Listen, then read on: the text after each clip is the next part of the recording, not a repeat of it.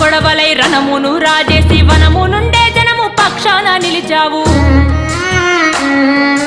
పేదోళ్ల రాజ్యమే అంతిమ లక్ష్యంగా తూట మోసి ప్రజల పాటగా నడిచావు